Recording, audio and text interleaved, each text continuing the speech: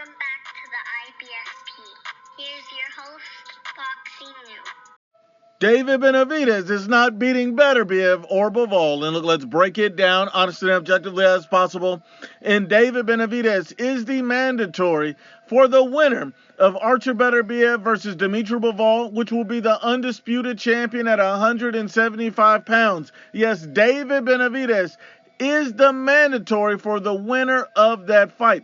According to Turki Al-Sheikh, he wants to make that massive fight later in the year. So basically, handing David Benavidez the opportunity for undisputed, for greatness. All David Benavidez has to do is sit down and make the fight with Turki Al-Sheikh, and this would be career defining. So hopefully we get that fight, because I would love to see David Benavidez get his opportunity at greatness, but I don't believe David Benavidez is able to beat either one of those guys, no matter who comes out of that fight. And look, let me break it down. First off, David Benavidez is a good fighter. He's not a bad fighter. He's not a fraud. He's not a hype job. He's a legitimately good fighter. David Benavidez, in his last fight against David Morrell, we've seen his defense improve. He showed a vastly improved defense. Yes, there's still holes, there's still flaws, but his defense has improved. So I will give him credit.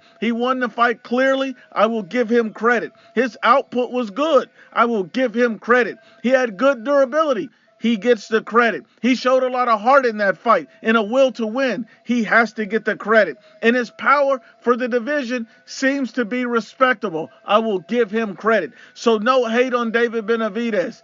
That said, we look at his opponents and you see Artur Beterbiev, who is elite.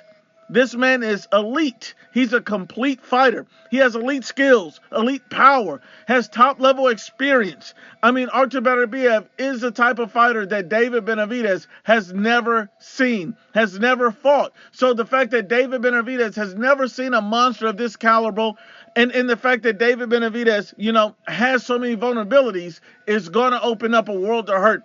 I see Artur Beterbiev stopping David Benavidez mid to late. Should they fight, I think Artur Beterbiev is too strong, too skilled, and will easily overcome David Benavidez mid to late in the fight. There's going to be too many opportunities. I think David Benavidez's heart and his durability, he'll try his best to combat, Artur Beterbiev, but I just simply think he's too smart, too strong, too skilled for David Benavidez. Then I look at Dimitri Bivol. I don't think Bivol stops Benavidez. I think he schools him for almost 12 rounds, if not 12 rounds. I mean, this man is elite.